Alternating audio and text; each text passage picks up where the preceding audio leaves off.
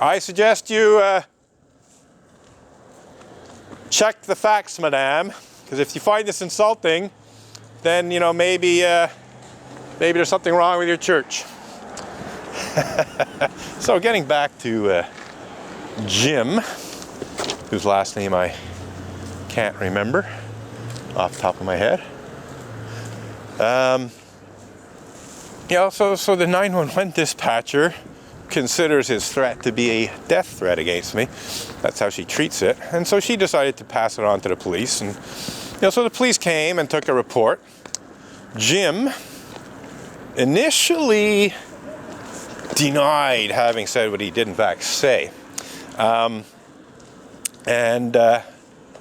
I stuck to, you know, my side of the story, which was the truth. You know, he actually did say what he said.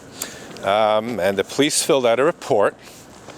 And the upshot is down the road a bit, like some months later, Jim copped a plea, as it were. He admitted that he had, in fact, you know, made that threat. And so the prosecutor, who was actually, you know, this is actually one of the few times where I think the cops and the Crown prosecutors actually did their job properly. Crown prosecutor called me in to her office and we discussed the situation. And, you know, she told me, you know, this is what's happening. He's basically going to cop a plea and be subjected to what they call non-judicial treatment, so he won't have a criminal record. But he will be subject to a peace order, i.e., you know, keeping the peace for 1 year. And, you know, this Crown prosecutor asked me if I wanted a restraining order against him, if I wanted him, you know, not to be able to come near me, kind of thing. And I said, no, I think the threat's been neutralized enough. I don't really, you know, I didn't think it was all that serious a threat to begin with. I think he was just shooting his mouth off more than anything else. So I very kindly, you know, dropped the restraining order that I could have had against Guy. You know, if I had a restraining order against Guy, you could have had a restraining order that prevented him from coming within, let's say, 500 feet of me, which would have meant that he couldn't come to church on Sundays when I'm protesting. So yeah, very kindly, generously waived that aspect. I said, you know, I think it's being nipped in the bud. He got a rap on his knuckles. That's good enough, you know. And that's, you know, how I left it. So, you know, here he is today being snarky. He's not making threats or anything. I'm sure he's learned his lesson about that. He's being a little snarky and certainly willfully ignorant because, you know, the protest, you know, nothing's changed, you know, in terms of, you know, what is protesting before he made that threat. And some interesting things have happened since then that, you know, anyone in their right mind would be concerned about, but not him and not a whole lot of other Montreal Unitarians like these two right here. So, sorry. So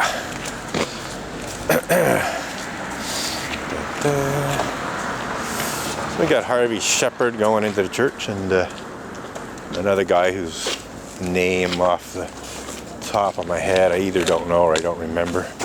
Welsh guy, I know that his background's Welsh. I think I probably have had his name run across me once or twice, but at the moment I don't remember it. It's not someone I know well by name, although I certainly know the face well. Let's just take a look at the time here. Okay, 21 minutes, 30 some odd seconds. So yeah, we'll go for at least another 10 minutes. A full hour of protesting. But it looks like the service just started, so it must be around 10:30 now. I might do another half hour. Had a couple of interesting interactions already. Actually, more than a couple. I'd say 3 or 4 interesting little interactions with people. So yeah, the temperature is not too bad. It's definitely cool. Absolutely, certainly cool. Some would say cold, but not that cold. Definitely kind of weather you want to have some gloves on. But other than that, it's like sunny and nice blue sky. It's actually a very nice day to be outside and catching some sun. And can't say fresh air considering all the hi there, the traffic and so on. But nonetheless, one of the nice aspects of this peaceful public protest that I've been engaged in for quite some time now is, just being out in the, I won't say fresh air, but the air, the sun, the elements, meeting interesting people. I actually have some quite interesting conversations with passers-by from time to time. Have some quite interesting conversations with the SPVM police officers who used to come a heck of a lot. Used to be regular police interventions, but they finally figured out that the best thing to do is just let me do my protest and stay out of it, because far too many times SPVM cops stepped over the bounds of their authority and were intimidating in various ways and giving me tickets they shouldn't have given me and having me arrested on criminal charges I shouldn't have been arrested on and that kind of thing. And a certain number of videos of my conversations with police officers were uploaded to YouTube, and they didn't look too good. They didn't look too good. In fact, in 2012, over the span of 2012, if I remember correctly, there were 3 rather foolish SPVM police interventions where the cops, in each case, overstepped their authority and looked really stupid.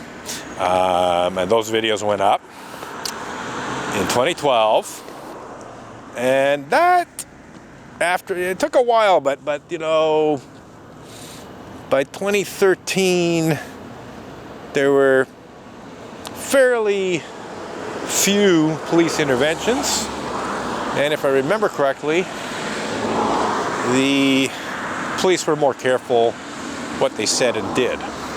And the same goes for 2014 and 2015. The few times that the police intervened, they were generally much more polite and professional and much more respectful of my right to engage in peaceful public protest.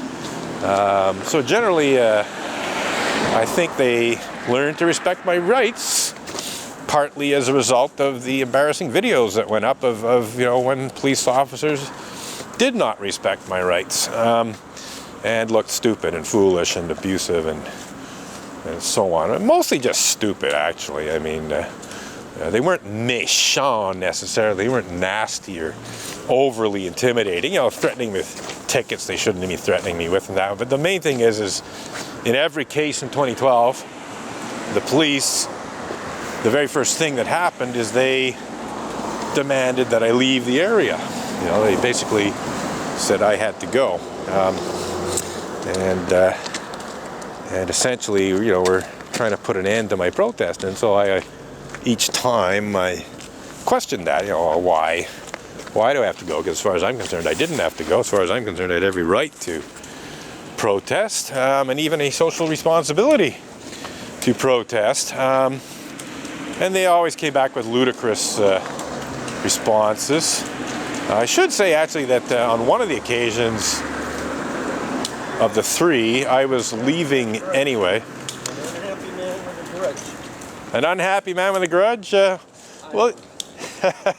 Well, yeah, bury your head in the sand, sir. I mean, I'm not saying I'm not unhappy, and I'm not saying I don't have a grudge, but maybe my grudge is legitimate, and maybe my unhappiness is legitimate, and maybe you should do something about it, sir.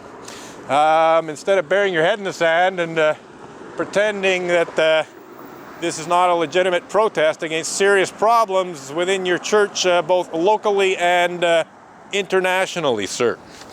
So getting back to the police interventions, in one of the occasions, the police officer who showed up, his name was M.M. Roy, and he even gave me his matricule at a certain point, but I can't remember it. I was actually talking to someone right about here, and he was parked over there by the fire hydrant, and he finally called me over to have a chat. And his first things out of his mouth is, well, you have to go, kind of thing. And I said, well, you know what, since I'm leaving anyway, because it was the end of my protest, it was like 11:30 or something. Since I'm leaving anyway, I'm going to go. But I don't think you really should be telling me I have to go. Like, I don't think that's the role you should be engaged in, because it's not respecting my right to protest and so on. Like, you shouldn't be able to just come here and tell me I have to go, And so we got into what I call a philosophical discussion. You can find it by searching MM Roi SPVM Unitarian Church in YouTube, or Google for that matter. And it was ludicrous, some of the stuff he was saying. It's like saying, oh, you have a right to protest, but you can't use those. This is in French. I'm translating from French into English. And he's pointing to my picket signs. Like, he's saying, you can protest, but you can't have picket signs. Just insane, stupid, foolish stuff, he suggested that I could wear a T-shirt with slogans on it, but I couldn't have picket signs. And saying just stupid, ridiculous stuff, Another occasion I'm protesting, I was actually right about here. Police car shows up and parks right about there, which at the time was a bus stop zone. So basically the police car stopped right smack in the middle of the bus stop zone. Police officer gets out, same thing, you got to go. And I say, why? And he says, well, first off, you're in a bus stop zone. So it's like his first excuse for why I had to go is because I'm protesting in a bus stop zone that he happens to be parked in. And I'm going like, what? The bus stop zone's for cars, it's not on the sidewalk. It's a street thing. It's not like, people can't circulate in a bus stop zone on the sidewalk, And there's some other bullshit reasons that he said I couldn't protest. He challenged the freestanding picket signs that I have. I had one leaning up against the post here. I had another one over here, which reminds me I do have to make some more picket signs. I'm doing okay with what I